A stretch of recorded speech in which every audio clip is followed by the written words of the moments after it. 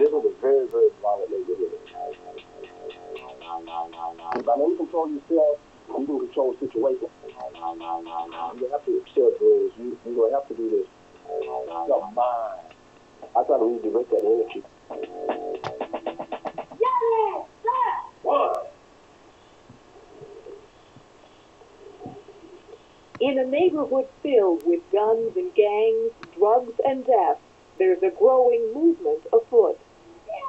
In this small street-corner building in Houston's 5th Ward, these kids are fighting back against the violence that's been taking over their community.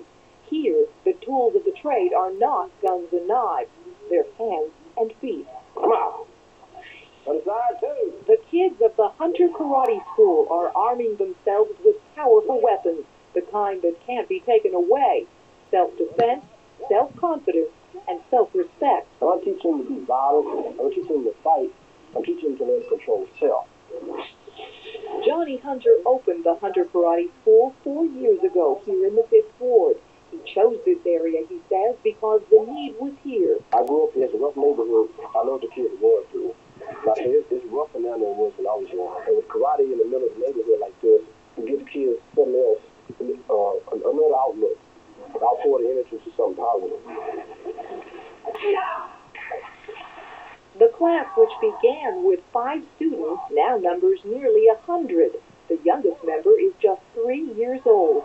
But these days, danger can confront kids at any age, on any street, at any time. These kids plan to be ready if it happens to them. Strike to the groin, strike to the chin, the arms, to the throat, grab them, bring them down. If somebody attacks me, I can defend myself because I know how to. Karate is self-defense. It can only be used if somebody attacking you. There's no first attack in karate at all. While most of the students here are kids, some parents have gotten involved as well. It's the kind of family tradition Hunter likes to inspire. When we little kids, I don't separate the children from the adults. We all train together because kids go into a environment, they adapt what they see. A lot of parents are real proud of the children because they see the change. In order for them to achieve these belts, you see here, these kids have to show them the report cards, they have to respect their parents. Hunter began studying karate 23 years ago when he was a student at Crawford Elementary School right here in the 5th Ward.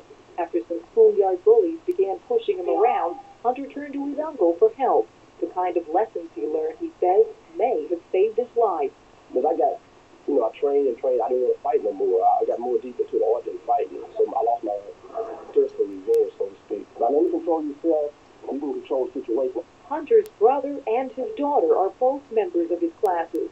In a world where drugs are taking over schools and neighborhoods, these young people are getting their kicks through hard work and discipline and a growing sense of pride in their own accomplishments.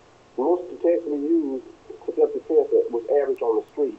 Grab, swing grab, headlock was practical. What the average person would think. Elbow strike, she grabs them. Did you ever have an occasion where you had to use it?